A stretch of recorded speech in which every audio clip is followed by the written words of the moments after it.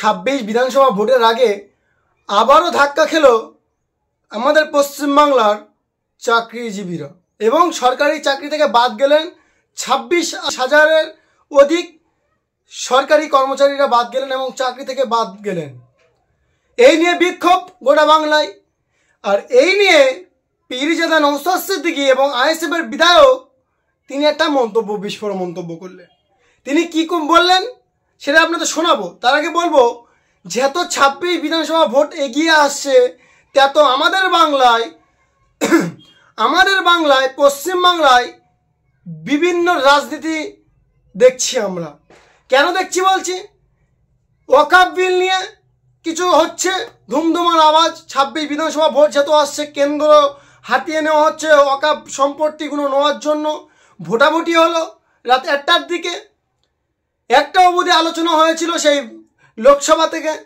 লোকসভায় আলোচনা হওয়ার পর তারপরেই আরও একটা চমক দেখিয়ে দিল রাজ্যে 26,000 অধিক নিয়ে বিস্ফোরক মন্তব্য নওশাদ সিদ্দিকী। কি বলেছেন আপনাদের শোনাবো। দেখুন, 25,700 কত প্রায় 26,000 চাকরি বাতিল হলো এসএসসি। এই বাতিলের সমস্ত দায়ভার রাজ্য সরকারকে নিতে হবে, এসএসসিকে নিতে হবে, পর্ষদকে নিতে হবে। কারণ মামলা তো আর একদিন থেকে হয়নি, হঠাৎ হয়ে যায়নি। হাইকোর্টে ডিভিশন বেঞ্চ যখন পুরো প্যানেলকে বাতিল করলো, যে কারণগুলো দেখিয়েছিল সেই কারণগুলোকে এড়িয়ে গিয়ে দোষটা ঢাকা দেওয়ার জন্য সুপ্রিম কোর্টে ছুটল।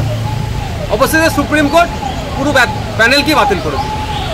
এখন বলার বিষয় হচ্ছে, কিছু অযোগ্য অর্থের বিনিময়ে অবৈধ পন্থা অবলম্বন করে চাকরি নিয়েছে, তাদেরকে বাঁচানোর জন্য পুরো প্যানেলটাকে বাতিল করে দিল রাজ্য সরকারের। বাতিল করছে সুপ্রিম কোর্ট, কিন্তু এই রাজ্য সরকারদের জন্য দায়ী আছে। যদি স্যাগ্রিগেশন করে দিত, যদি পৃথকীকরণ করে দিত ঠিকঠাক করে।